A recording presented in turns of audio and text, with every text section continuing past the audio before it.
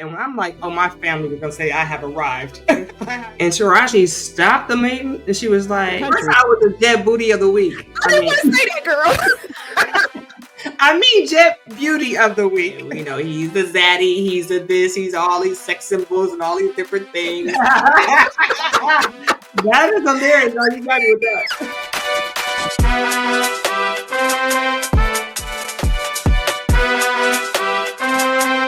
Hello. Hi, everyone, and welcome to Comedy Divas Podcast, where we welcome funny divas from comedy, from stage to the screen and behind the scenes to share their amazing journeys because they aren't told enough.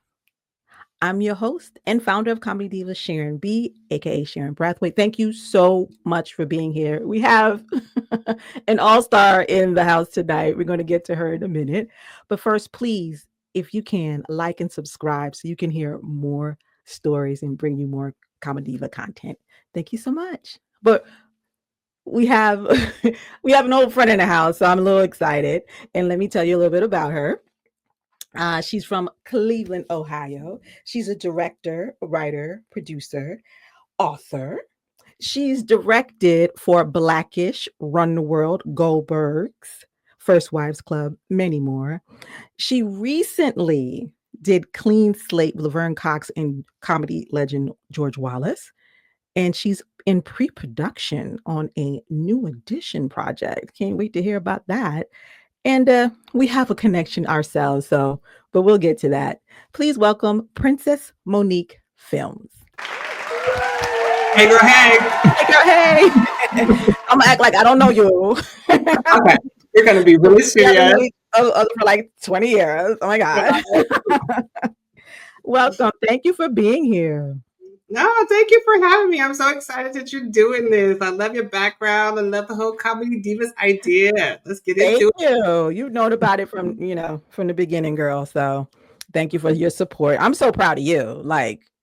And for those people who don't know, you will know in a minute why this lady right here is here to talk about everything from her story to her journey to be a director, her journey in comedy, her journey in Hollywood. So we're just really excited. Now, she's a Cleveland, Ohio native, proud Cleveland, Ohio native. But how do we get from Cleveland to Hollywood and everywhere in between? Really like the hood to Hollywood. I know, that's the name of your book. We're going to get to your book. Literally, no book pun intended, but yes, it intended. Mm-hmm. Oh, wow. So going back to Cleveland, which, when you even said it earlier in the intro, I was like, dang, I ain't been to Cleveland in a long time. I miss my people. C-Town represent if you're watching. Cleveland is, I don't care how long I've been in LA, and it's pretty much kind of equal now. But I always tell people I am not from LA. I am from Cleveland because I understand. It's just the love of it, growing up there, it was definitely rough, but it made me who I am. It gave me a foundation to stand on, made me tough, and able to deal with the shenanigans of my beautiful Hollywood. It's interesting. I have a love-hate relationship with love-hate. Yeah. But don't we have love-hate relationships with everything that we really love? So yeah, it's been one heck of a journey. I mean, what you want to know exactly? Well, for people who don't know, because everyone's journey is different. That's what's so actually magical about our business. Someone can have a job when, in a car wash and be discovered. Someone can, be in the dirt digging and really grind. And I know you grind. You did a grind. I mean, you were a model. You were an actor. The grind was real. So you came to LA. Why'd you originally go to LA?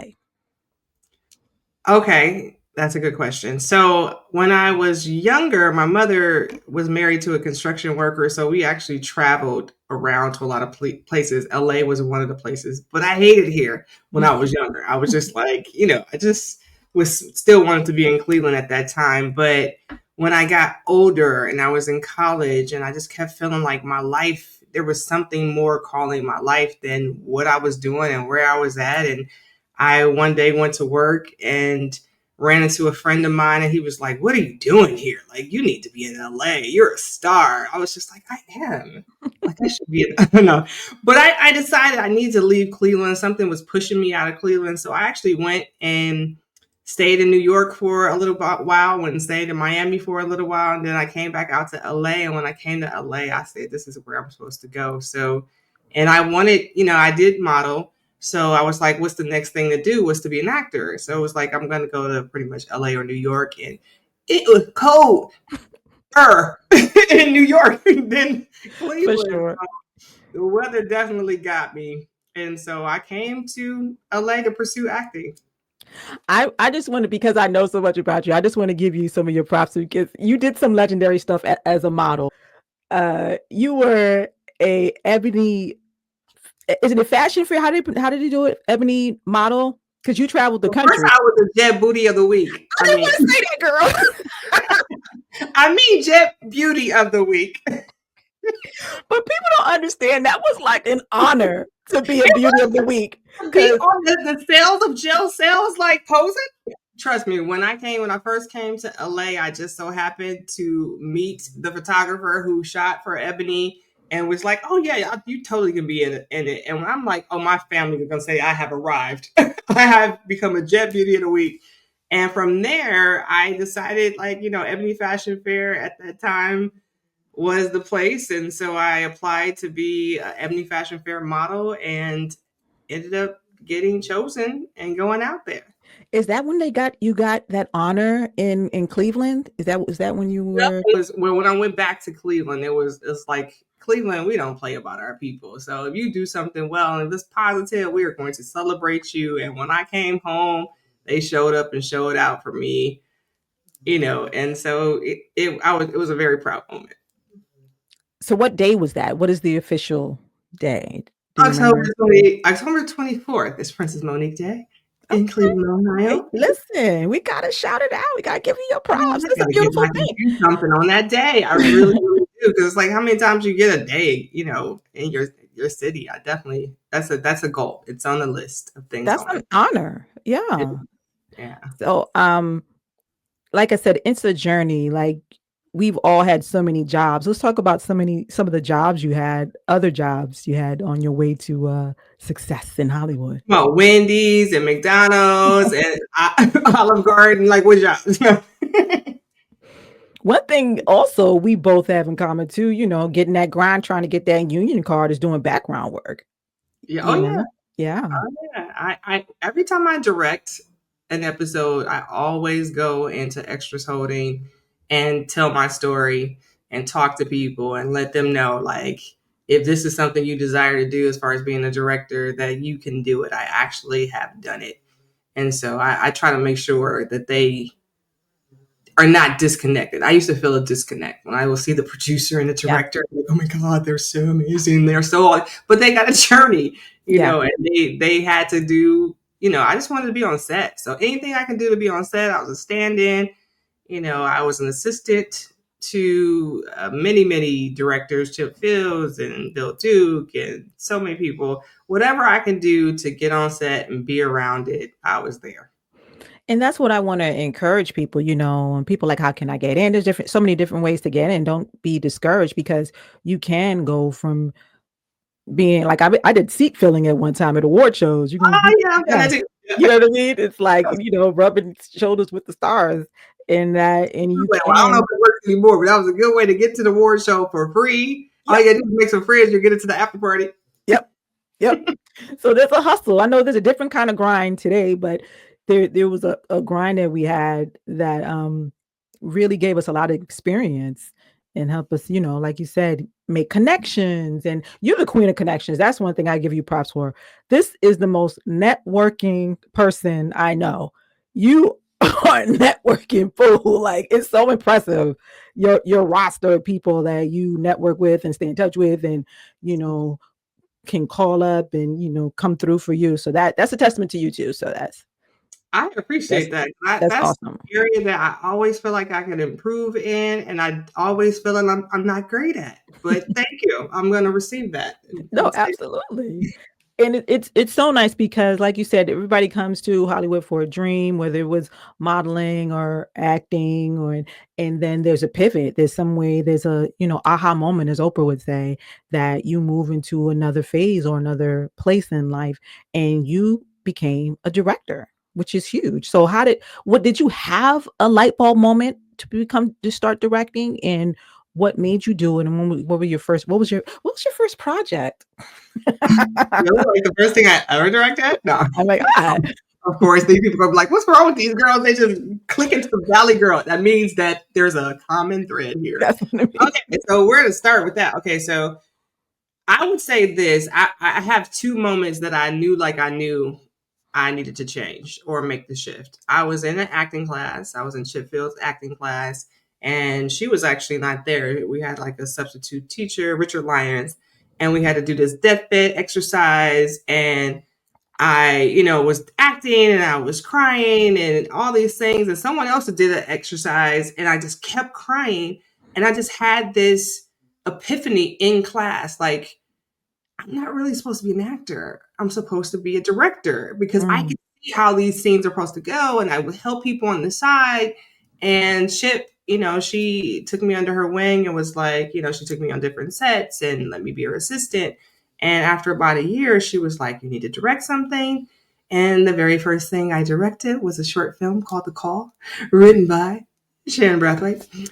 And I remember when we did it as just a stage play. It was just one scene. Little play, yeah. A whole short film. It was just a scene. And I remember standing on the side of the stage, watching, the actors and deliver the lines and the audience respond and gasp what we wanted them to and laugh and just they were so into it. And I felt so full. And I was like, this is what I'm supposed to do. It's not about people looking at me. It's about the work. And so that's when I knew. And the fact that we won 13 awards, I was like, oh, this is a little confirmation right there. Just 13 awards. That's all. It's pretty damn good. I was like, it was confirmation that I need to go this direction. And I just want to pause for a minute because you mentioned Chip Fields, and we have to give her props, especially the younger generation may not know who she is, and they should, because she gave birth to two comedy divas, in Kim Fields and Alexis Fields, and Alexis was in The Call. Yeah, she started in The Call. Yeah, so we all went to church together. But she was an amazing actress, and she's coached a lot of people in Hollywood. And she's a director as well. So I just want to give a little props to Chip Fields because she's a legend and she should get more flowers. Yeah, 100%. I am. That's why I always mention her, because she definitely is, the person who helped me see what my full. I knew I was attracted to the umbrella of entertainment. That's why I modeled, and I thought, oh well, now I'll be an actor. And then when I became an actor, I just kept feeling like there's something more that I have to give. I have people skills. I'm super organized. I'm a people person. I'm all these different things. And I like to see the bigger picture. And she was the one who sat me down, was like, I think you could be a great actress, but I think you'll be a better director. And I was like, my people from Cleveland are not going to understand that. Like, they want to see me on TV. I get to be a star. Like, what are you talking about? But it was the fact that someone I highly respected said that to me that made me pay attention. And I went to film school because of that. I, started doing shorts because of that. I agree with her. She helped me click that final notch in understanding what my purpose and what I wanted to do is. So what were some of your challenges? Let's call a spade, literally. You're a Black woman trying to be a director in Hollywood. So what are some of the challenges you faced? Oh, wow. I remember it's early on, people were like, what are you doing? Like, you're pretty, you're tall, you're this, you could act, you can make more money, you can do all these different things. But one thing about me is, like, when I know something and I prayed about that thing and the good Lord touched and agreed for me and it gave me confirmation, I am clicked into whatever that is. And so it definitely was I'm going to show you type of situation. I just use that kind of, thing for motivation. But there has been challenges. There will be challenges. There is challenges. But I'm just a person who I know what I'm doing, what I want to do, and I just don't really subscribe to the other things that say, "Oh no, you can't do that." Right. And because you have to have a lot of, strength to get through this business because there's so many no's. There's so many no's and there's so many odds against you. And can you talk a little bit about the numbers? I'm going to jump a little bit because you are in the DGA, the Directors Guild. Mhm. And when you told me the numbers for Black women in the DGA, I was astounded. So can you talk about that? Who I will have to get caught up on the new. It has improved a smidget, like this Okay. much. Mhm. I cannot say Just a that. little taste. Because I remember when we did Seasons of Love, which I'm pretty sure you're going to talk about, but I remember there being this, and I wasn't in the DGA at that time. Someone gave me one of the what they call the DGA Slate. It's like a little magazine that comes out, and they were doing numbers, and they had this big pie chart on the front cover, and it was like showing you all the percentages of episodic directors, and it's like I think it was like 85 to 90% of it was white males, and then it had these little slithers, and then it had like Black women like less than 1% or something crazy number like that. I was like, wait a minute, what does that mean? Like I don't exist. Like what does that mean? And so to see that, it was like, what am I doing? So I mean, it hasn't changed that much. We had a good little run going on before the strike, but there are a lot more that are directing than ever before, and there are a lot more coming behind us that are taking on the challenge and helping pave the dirt road, or plant some little flowers. I can say that the dirt road that Debbie Allen and Chip Fields and those types of women that came way before me um, started paving. So it's interesting. Mhm. Yes, it is. I'm glad you mentioned Seasons of Love. That was your first feature you directed. Shout out to you. And I just want to give you your props on that because Seasons of Love is the movie I wrote, and it took us 10 years to get it Years, made. 10 years. There it is. 10 years. Thank you, sir. And I give it to you because you had, we all went through over time and eventually we brought on Perez Omino to co-write. So shout out to Perez Alma. and Omino. And also just want to shout out to because we made history with that because it was the first Lifetime movie that was written, directed, and produced by a Black woman. Shout out to Amber Raspberry, who was our producer. And it came together. I just give it to you. It came together because you were not going to give up. You were determined to do that movie. You made the connections to get Taraji P. Henson, which was huge. And basically that's what got it greenlit with Lifetime, just real talk. Yeah. And brought on Gladys Knight, Latoya Luckett, Method Man.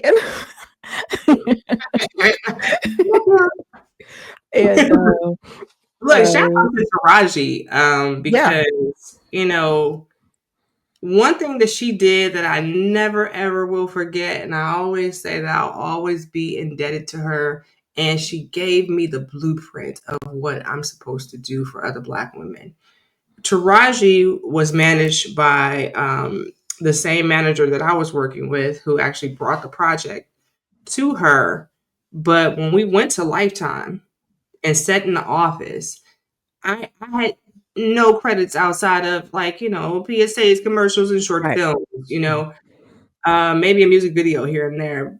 But I had no television feature film experience. And I remember the executive saying something like, yeah, so we love the script, we love the idea, but we have a lot of directors that we've been wanting in my face while I'm sitting there.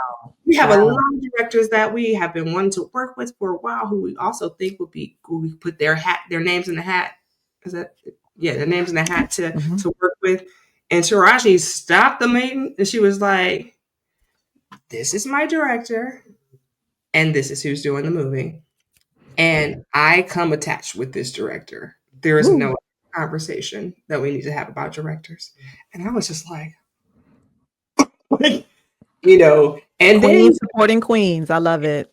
she Love also, it. I'm telling you, because they still had this on the fence type of a feel. And she said, and I also will go on Twitter and I will tweet live and I will do a cameo in the movie. Because she was not in the movie. We know That's she was. right. That's right. We had to She do was a not rewrite. Yeah. in the movie. We brought her into the movie. Yeah. She did all of those things Mhm. just to help me get my first opportunity. And I will never, ever forget her for that. Yeah, And she's it's amazing. one of the reasons why, I mean, her chip is one of the reasons why I'm always trying to, and you see my Real Black Unicorns, I have my mentoring program because I feel like that's the only way that the pie chart will get bigger, is that we have to use our influence and what we've done to pave the way and open the door for and vouch for and up brand other Yeah. Black people. Yeah, I know there's like a quote, and I'm going to paraphrase that Issa Rae talks about. Instead of reaching up, reach to the side, reach down, help those beside you, help those trying to come up, which she has done. She's been a great example She of that has. as well. So shout out to Taraji. Yeah, she was the lightning, that fire that got lit, that got Seasons of Love made. So I have to, I just have to do it for the ladies. So what was it like to work with Method Man? My brother from another mother. It's so interesting when we hired him. At that time, he wasn't the person he is today. He's the zaddy, he's the this, he's all these sex symbols and all these different things. And now people can see him so much more outside of music. At that time, I knew rapper, Wu-Tang. Right. Like, what is this guy gonna be like? I was thinking the set gonna smell like weed, or be like what? I didn't know what to expect. But when I tell you, he was so professional. He was so like he showed up willing to work and knew he had to work to make it look good. He was nervous on different times. I had to like calm him down and like get him a new shirt because he was sweating because he was nervous, but he delivered. And I remember one day we were shooting at this boutique and we were in New York, we were in Harlem, and people found out that he was there. And they outside, like, we want to see. And he came outside and was like, yo, I'm here trying to work. Don't mess this up. And it's a Black woman directing. Y'all chill out. Because we couldn't do that with these people. I And love it.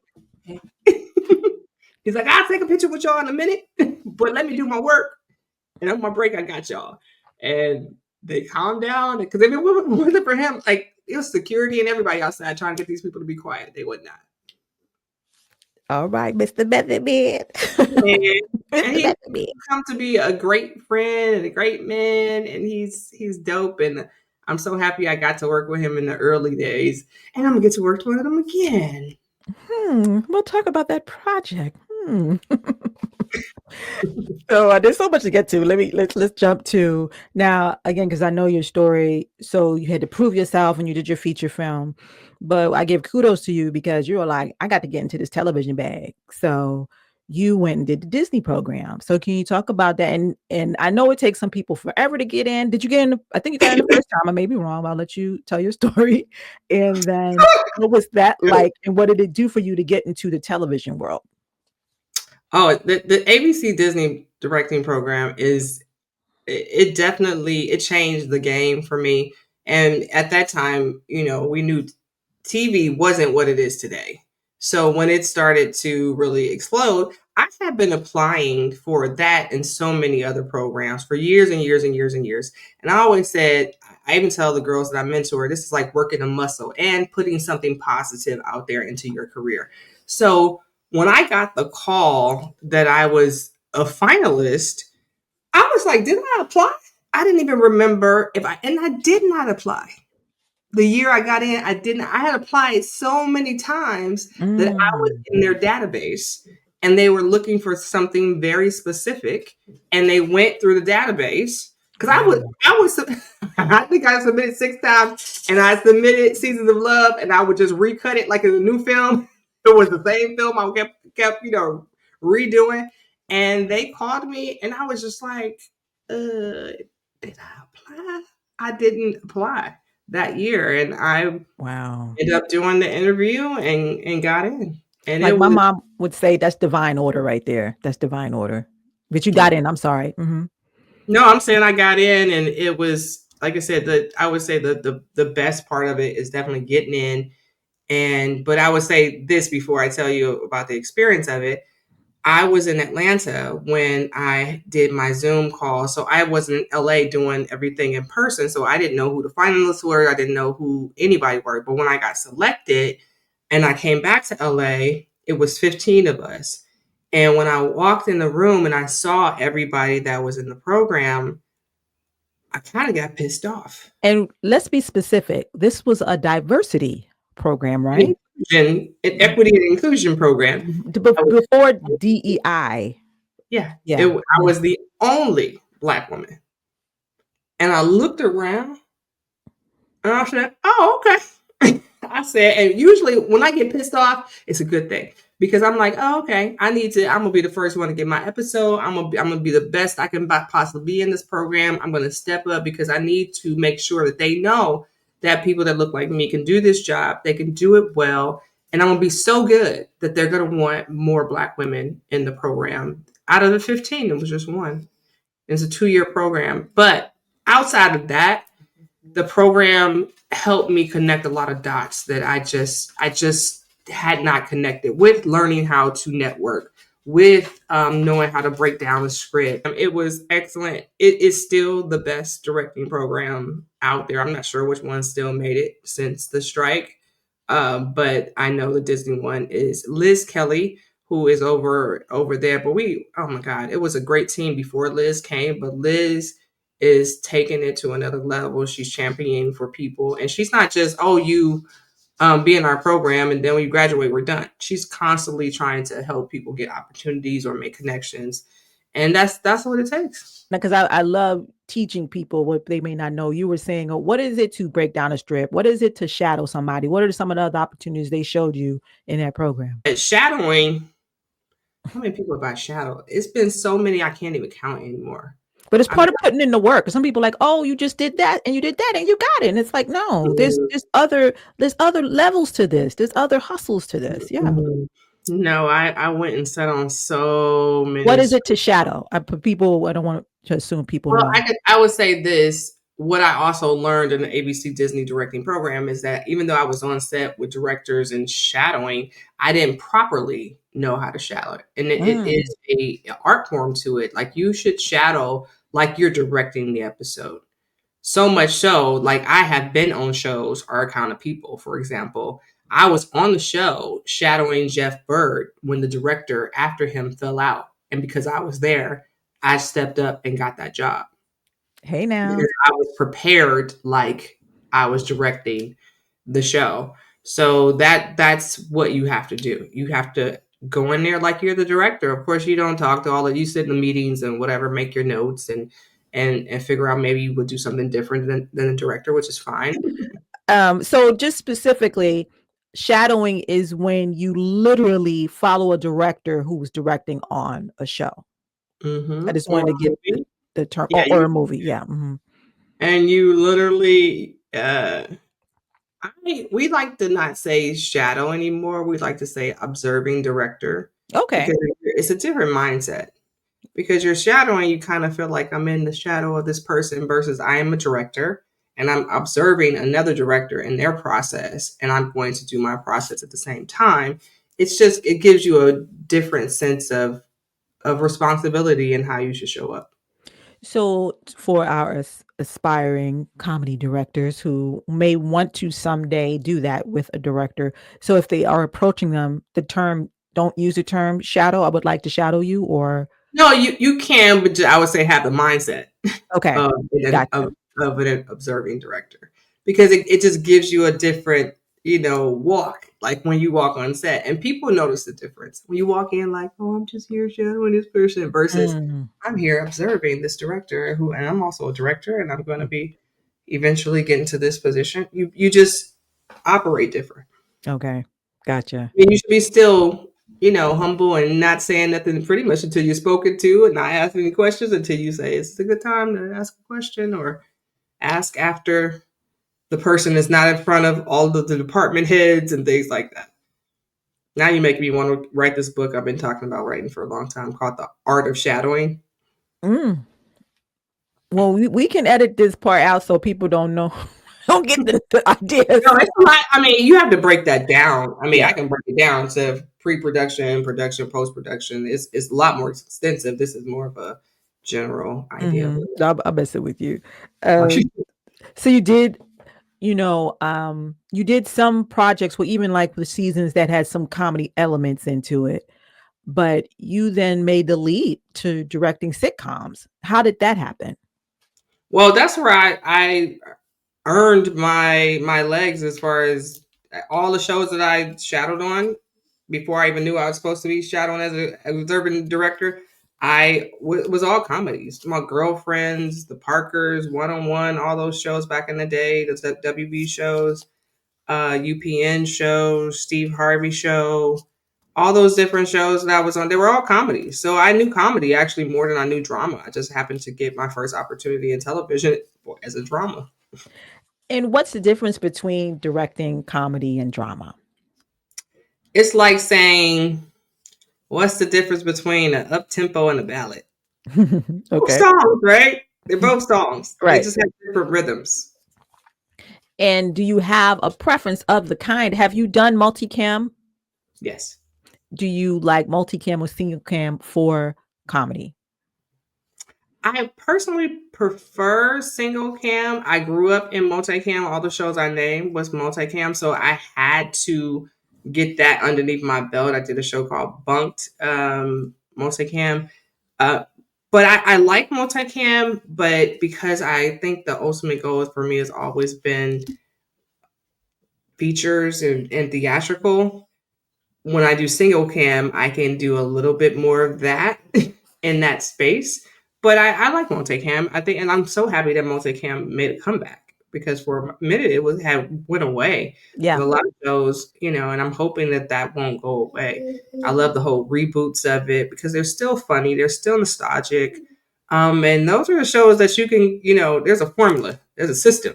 You can get in and get out of a multicam. Single cam sometimes a little bit longer, but I like directing. So it's just, do I want to listen to a ballad today, or do I want to listen to an up-tempo? Depends on the mood. That's right. We're talking about, comedy divas. We're talking about, which is great because you have done drama, but you have done a lot of comedy. And it's very aspirational for women or people to see women like you get this kind of opportunity. And when I saw that you were directing Blackish, I was like, wow, because it was big. It was a big hit show. And I know very few people did get to direct it. So how did you get to direct Blackish? Ooh, I was in the ABC Disney directing program. Yay, Blackish. I know, it's so great. And I'm telling you, they would give you like assignments under the, ABC Disney, umbrella of shows that you could direct. Mm-hmm. How I got Blackish was interesting because in the ABC Disney directing program, I actually got assigned to work on Grownish, actually. And the director that I got to shadow was Eric Dean Seaton, also from Cleveland, which was very cool because we were like speaking our own Cleveland lingo. It was so cool. And he had just, excuse me, he had just directed Mixish, and he was in, what was it, Blackish? No, I take that back. He had just directed Blackish, and he was in post-production. So on lunch break, while he was directing Mixish, because we were all in the same little lot, we walked over to the set of Blackish, and the director that was directing on Blackish was Charles Stone, who I've known for many, many years. And he was like, how many more days do you have on mixed-ish. I mean, I look mixed, all the ish. All the issues. I know. How many more days do you have on Grownish? And I was like, oh, we're about to be done. And he said, well, when you're finished over there, let me ask him if you can come shadow me on Blackish. So I said, okay, cool. So I finished Grownish. Then I went over to Blackish, shadowed him on Blackish, and then he was going to Mixedish. And the showrunner at the time was like, you coming to Mixedish too? Like, what you gonna do? I said, yeah, I'm coming.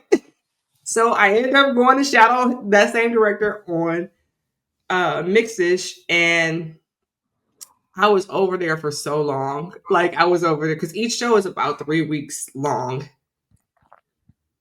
But why it takes 3 weeks is because there's a pre-production. Is like, why does it take 3 weeks? Mm-hmm. Well, you have usually it's pre-production. Like the half-hour sitcoms is about 5 days pre-production, then 5 days of shooting, and then you have at least 5 days of post-production. And you can sit when you're shadowing. You can be in all sessions. So it's about 3 weeks to do one episode from start to finish. So I was just there in the mix of all of that. And finally, and you wouldn't believe, during COVID, doing some of, I guess, what you said I'm good at, I was just like, everybody at home, I'm going to get on Zoom and just meet with everybody. I was just emailing everybody in the database, like, what you doing? Let's do a touch base. You ain't got nothing to do, you at home. And so I started meeting with all of the different showrunners and producers and people who I normally couldn't get meetings with because they would be busy. And randomly got a call like, hey, we're still in COVID times. We want to bring you on to Blackish. I said, Blackish? That's the big dog. What do you mean Blackish? The big dog. And Grownish or Mixedish. And I started realizing, oh, now I know Blackish is the most fine oil machine. It's where you can probably make the least amount of mistakes because everybody there know what they're doing, and that can almost go, not without a director, but it's the safest place. And I went over there and I directed it. And what episode did you direct? I don't know. It was in the last season, right? Season 8. It was in the last season for sure. I think like episode 5, I believe. It's so funny. I am not the director who remembers like episode numbers unless it was the last episode I directed. I may remember a season here and there. But like you said, it was a well-oiled machine. So like season 8, you got Anthony Anderson, you got Tracy Ellis Ross, you got Jennifer Lewis, you got. The thing is, I didn't get Jennifer Lewis, but I got Laurence Fishburne. At that time, it seemed like you either got one or the other. Every now and then they had episodes together, but they usually kind of broke apart. So I got Laurence Fishburne. So I'm good with that. Like working with Lauren, I mean. Yeah, I'm going to tell you a funny story about Laurence Fishburne. So I went to the memorial or celebration of life for Stan Lee. Stan Lee, all the Marvel. So Bill Duke, I went with Bill Duke, and who was one of your mentors. Yes. And he was also, giving flowers to Stan Lee. And I remember being backstage, and who's sitting next to me? Laurence Fishburne. Now, at this time, I had only shadowed on these shows, and I had a little glass of wine, so I was feeling myself, I guess. I don't know why I was so bold, but I talked to him, and I said, don't be surprised, if I come on your show, I'm going to be one of your directors. Just talking. You spoke it into fruition, honey. That's what you did. Right. And I was like, don't forget what I look like, because he's like, I'll never forget what you look like orange hair, all these things. But when I went. And you're 5'10", That's 5'11". Let's be clear. I'm sorry, 5'11" and built like a Coke bottle. Okay, I'm giving you props. Thanks, girl. I need all the props I can get right now. So I'm telling him to remember what I look like. He was like, I definitely won't forget you if you ever come on to the show. But when we came, it was during COVID. At that time, I had to put on a hat because we had to wear the shield. I had to wear some kind of either goggles or a shield, a mask, and my hair is completely pulled back. And I look like a ninja, right? And he was like, I think there's a black girl in there. I was like, yes, I'm a black girl. And I told him, I said, at lunch, I said, I'll tell you a funny story. And so he said, okay, tell me the funny story during a break. And I told him, and he was like, I remember. He was like, well, you spoke that into fruition. I was like, Wow, that's beautiful. I did. So it was So, cool. I've worked with Anthony Anderson before. He's a damn fool. What was it like to work with Anthony Anderson? Well, I've known Anthony for many, many years. I don't know if you remember, like when I used to produce those actor support group showcases, he was in one before. So Oh, I've known him for many, many years. And when this opportunity came down, he's the number one on the call sheet. So he had to say, I'm giving you a shot. And I right. remember I remember him texting me like, I signed off on this. Don't fuck it up. I was like, yes, sir, yes, sir.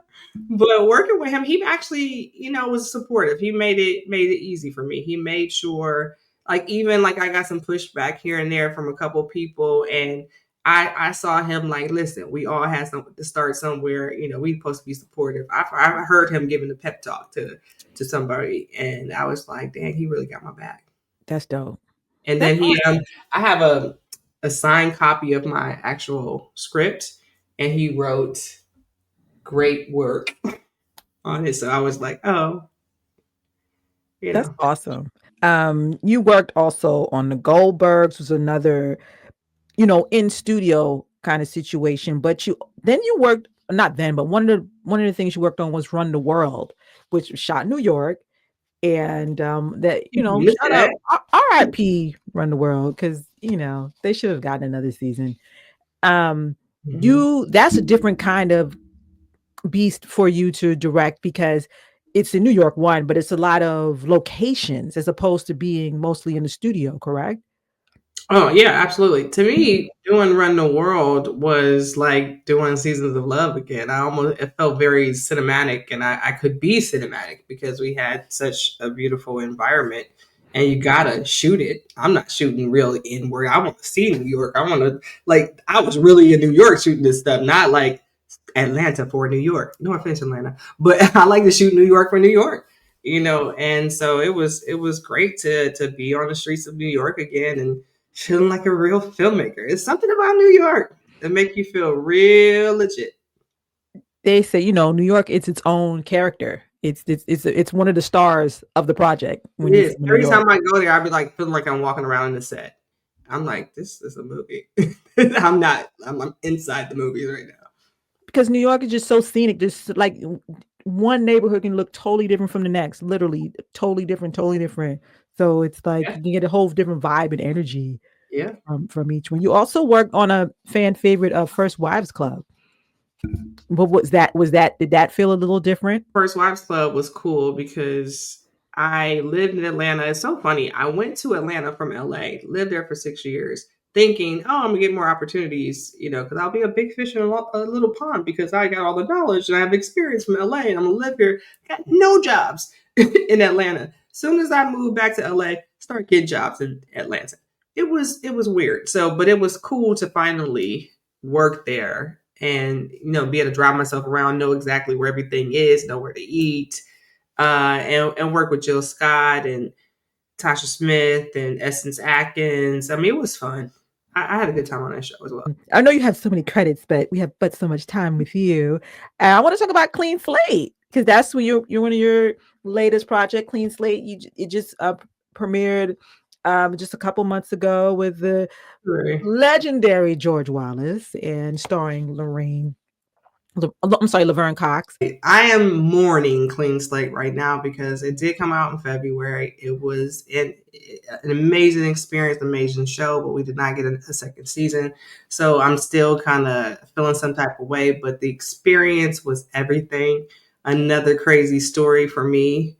I'm on a lot of Sony. I'm shooting the Goldbergs and I'm leaving. I'm in pre production. So I'm leaving, during the day to go home and I walked past the commissary area, and George Wallace and two people were sitting outside, and I saw him. So we did the black thing at first, like, what's up? Right? Like, so I walked past, but then all of a sudden I realized I left my charger for my computer. So I walked back around, go get my charger, and I'm like, if George Wallace is still sitting there, I'm gonna say hello. And so I go back, and he's still sitting there, and he's like, "You gonna walk past here 2 times and not say hello?" And I was like, "Oh, I'm so sorry." So I talked to him and he's like, what you doing on this lot? I said, I'm a director. I'm directing the Goldbergs. He's like, well, I'm doing a show and these are my producers and I need directors. And I was like, well, I need a job. And so I got their Dan and Simran, I got the producers' information. And we followed up. We didn't really hear anything, but then I heard that George Wallace was going to be at the DGA getting an award, and I'm like, George Wallace needs to just have one more encounter. But I go to the show on purpose just to run into George Wallace because you can network your butt off, lady. Just giving you props again. Go ahead. Just made sense to me. And so I didn't even see him yet, but he's like, there she is, the lady with the orange hair. I've been looking for you. And I was like, George Wallace, you ain't been looking for me. He said, I have. Let me show you a text. He said, give me your number right now. I had a job the next day. Wow. And so I went to Savannah, Georgia and shot that. After shooting BMF, I shot Clean Slate and we had so much fun. That's awesome. And shout out to Mr. George Wallace because people will say things all day long, but for you to like literally have a job the next day, it's like, and that's what's great about, putting the hand out to help somebody up because he didn't have to. He's George Wallace. It's a plethora of people he can call. There's a whole bunch of people that'll call him like, George, you need a job, and he helped a sister out who's still, building her own resume, even though, you're working towards yours. But that's huge. That's huge. So that's why when they did the premiere in New York, I was like, I will spend my own money. I will go out to New York to support, and good thing I did because you was there. I know. it was a good move on my part. And sometimes you got to do, and I encourage people for that. Like sometimes you have to, invest in yourself. You weren't being flown out for the premiere. You put it among yourself you went in your own pocket, flew out to New York, put yourself up, went to the premiere, and then you on a red carpet with Jerry Seinfeld. I mean, yeah, it was crazy. I was like, my life is crazy. Yeah, that was a bit. You mentioned BMF too because that's a very cult classic show. So how was your experience working on that? I loved working on BMF as well. I mean, the only thing that I didn't like about it is that they didn't let me kill nobody. Like I wanted to go and kill people, and I say that because it's that show is gritty, it's down, and I have projects that I'm working on, and I tell people all the time I pick shows to work on so I can practice on someone else's time to do the things I want to do, and I have never shot had any shootouts or any of that type of stuff before, so I went to BMF to do that, and they gave me the character episode, which I have fun with. I loved it. I loved it. Oh my goodness. Let's talk about your book and let's talk about your shirt, Unicorn. And so people can learn more about you, can learn more about your story and your organization that you have. Well, Hood to Hollywood, How to Stop Waiting to Be Discovered and Discover Yourself. There it is. Book. Whoop, whoop. I wrote this book because I was going to different acting classes and I was recommending all these books and you got to get this book and that book, whatever. And I kept thinking, I am making somebody a lot of money because I keep recommending and people are buying all these books. And I started also seeing that there was a pattern of questions that were being asked over and over and over and over again. And I saw those questions parallel to my own story and the questions that I've had to ask myself. So I started realizing, maybe I should write this within my example of my story, answer these questions so I don't have to keep answering them over and over. And then I also just felt like there was something I was seeing across the board that people weren't realizing.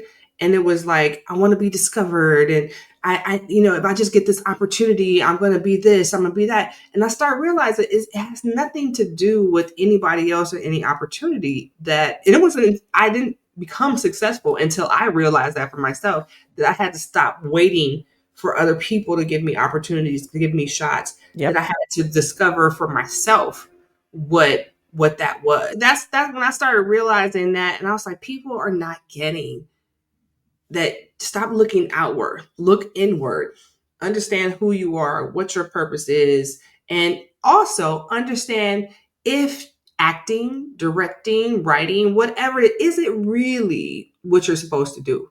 Because you may just be attracted to the umbrella of entertainment. I've got so many friends that were casting people that now are actors, Yep. that are writers, or producers, or do so. There's so many things you can do underneath that umbrella.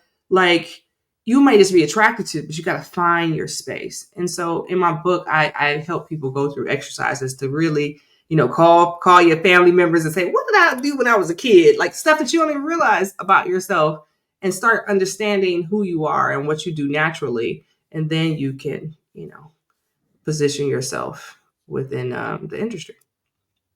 And, as everyone can hear, her story is amazing. She has so many gems and great,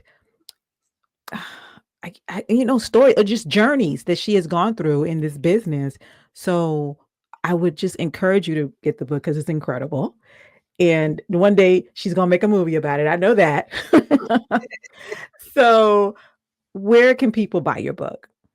You can go to my website, which is princessfilms.com. I'm Princess Films on all social media, all things. So if you want to connect with me in those on those Instagram, all the things, Princess Films. We got you. Oh, thank you. And you can also go straight to Amazon and just put in Hoods of Hollywood. And I would say if you go through Amazon, please write a review after you read the book, or even if you just get it and thumb through it. Write a review. A review is always a good thing. Support. I think we're still 100% on Amazon. So the more reviews we get, the better. Nice. That's awesome. And then, I really want to talk about, before I let you go, we got to talk about New Edition, because we're both candy girls. We love New Edition. You have had a passion project going for years, because people don't even understand that you're like New Edition's #1 fan. I thought I was, but no, Let you the got record it. You got Let the record show. Out there. A lot of folks be trying to fight me on it, but no, it's you. It's you. We can go toe to toe. We can go trivia. We can go years of what album. I can show you all. Well, I have 7 of them right now. All 7 vinyl albums. Vinyl. That's a fan. Vinyls. I'm waiting for my last one. I'll have all 8 to go with the 2 soundtracks I'm going to do in my movie. So, yeah. For what you can talk about, let's talk about your New Edition passion project.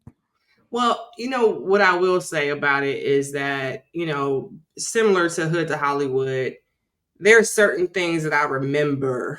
And when I think about New Edition, I think about when I was a little girl in Cleveland, in my barricaded in my bedroom, listening to their albums, cutting their pictures out of the right on and fresh magazines and putting the posters up. And I was always doing it because the area that I lived in just wasn't that great. It was not the safest. It wasn't. So for me, it was like I just zeroed in on the music and them. And I felt like it's a part of my journey. Reason why I'm who I am today. It's why I love music so much. It's why I love filmmaking. And I really think that they are a part of what saved my life, because I could have been doing other things in the hood. But because I love them so much, I love the music so much, it kept me so busy. So to grow up as an adult, I've been to so many concerts. And no matter how many times I've been to a concert, I listen to music, it takes me back to this sweet place in my life and who I was as a little girl. And so I wrote a story about it. I wrote a story about some girls who went to high school together, and they were bonded to the music. And they go on a road trip to go see them in Las Vegas. And it's really funny. It's really fun. It's really funny. I've read it. It's really good. Kudos and I to you. Like, to give back to a group that did something for me. I don't even think they understand why I'm so into doing this project, but it's a pleasure. I literally wrote a letter to God. I said, God, before I die, let me, I want to, when I grow up, I want to meet all the members of New Edition and I want to perform If It Is in Love with them. Right. Right. So I had these dreams and to know them all, for them to know me and to really it's really a beautiful and fun thing. And I think it's the thing that will change the game for me. I do. As I know from experience, you will get it done. You will get it done. It's going to be amazing. So congratulations in advance. Thank you. When I tell y'all, it is a journey. So much of a journey that I started a blog. Your audience can go to my blog and it's called ifitisinlove.com. And I am really charting out the full journey of how it started, all of my experiences. Everything ain't great because it has been a long time. So I got a lot of stories, but it has made me stronger as a producer, as a filmmaker. It has even, I've given so much blood, sweat, and tears for this. It cannot not work. It's impossible. It has to work at this point. It's destiny. It's destiny for it to happen for you. Absolutely. Mm-hmm. Yeah, I'm ready. It's been a long process. It's been a long you gotta believe in what you're doing. You gotta know you're supposed to do something. I get up every day working on this project. Every day. It's gonna happen, princess. So amen. One last thing. What advice would you give to somebody that's an aspiring director? There it is. He got it up. There you go, JB. Oh, brother. Thank you. Yes. I literally tried to make sure it was ready for this podcast so people can go there. And how about this? Before I go to what I would tell people, one of the things I've also infused into this blog is that all those people who were DMing me saying they're a singer, dancer, an actor, and writer, all these different things, I have a portion where you can actually, put your information in so that we can keep you up to date. If you're a real indie for lifer, like me and Sharon and Candy Girls, of course you're going to want to be a part of it. So I have that there because I love breaking talent. I love giving people opportunities. And so it's going to be my pleasure to be able to pull from my group of people and say they're in this movie as well. So tell all the people, tag all the people that's an actor and singer and dancer or whatever that they do, even if they do specialty things, because this is the comedy and we want fun stuff. So to definitely go there and, fill out the information so that I can track you and you can track me. All right. And we're going to do a game, but before we go, we always ask people, who would be on your Mount Rushmore of Black women in comedy? Ooh, I wish I got that question in advance. Comedy. Now, it could be stand-up or it could be comedic actresses. I have so many right now because by doing a comedy, you look at so many comedic actresses and there's so many. I'm like, how am I going to write roles for certain people? I'm just going to say, oh my God. And it could be legends if you don't want to get into the mix up of more people, modern people.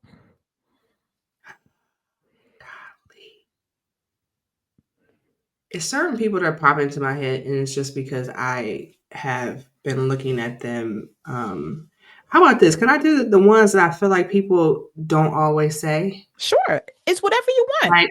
Like Lunel, like Kim Whitley, like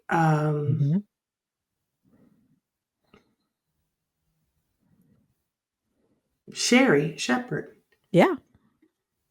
It's even what's the lady's name? Oh my God, she was on The Talk. Cheryl Underwood. Okay, that's the great four. So say those again. Those are great four.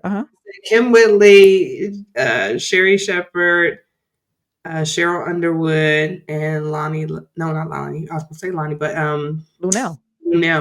I mean, and I just experienced, Kim in Vegas, and I was like, oh my God, I need to put these women in this movie because they are amazing. Yeah. I'm Leslie Jones. I mean, I can go doing?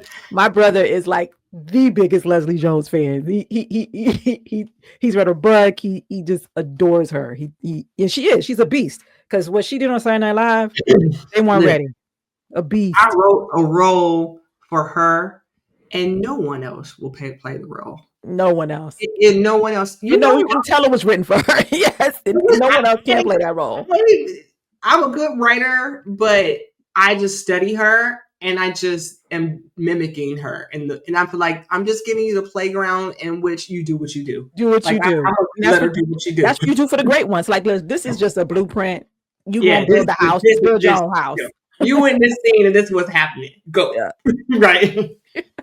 Well, thank you, Miss Princess. We're about to do something I call Diva Dozens. It's just quick fire questions, what comes first to your mind, and no wrong answers. It's just a little fun little game. I didn't deep again like that because I was like, oh my God. I feel like when I get off this call, I'm gonna be thinking about I didn't say this person. I didn't say this person. So, okay, so here we go. Here we go for Diva Dozens. DM or email? Email. First celebrity crush? Jimmy Smits. Favorite holiday? Christmas. Dark liquor or champagne? Neither. I don't like either. Does size matter? Absolutely. Who'd you rather? Morris Chestnut or Lenny Kravitz? Morris Chestnut. Skydive or bungee jump? Skydive. How old were you for your first kiss? 12 or 13. Would you rather cook or be cooked for? Cook for. Dream country to travel to? That I haven't been to or I already been to? That you haven't been to? Oh.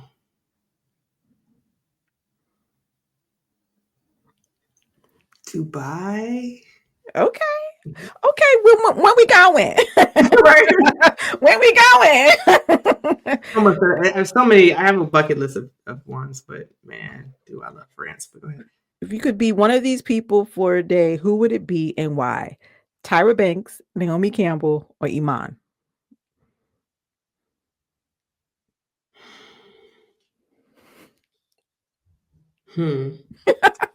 I'm going to say Naomi Campbell.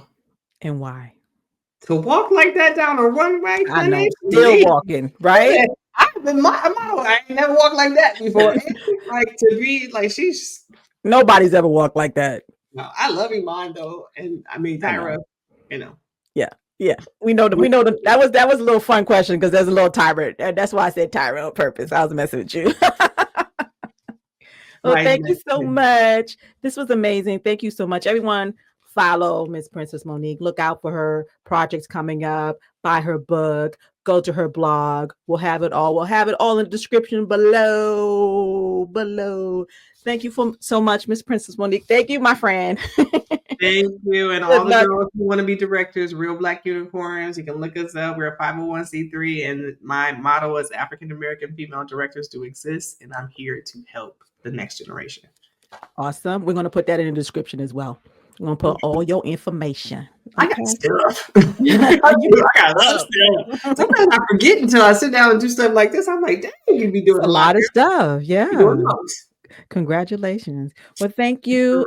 Thank you for being a part of the Comedy Divas podcast. Thank you for having me. I love you. Love you. Bye.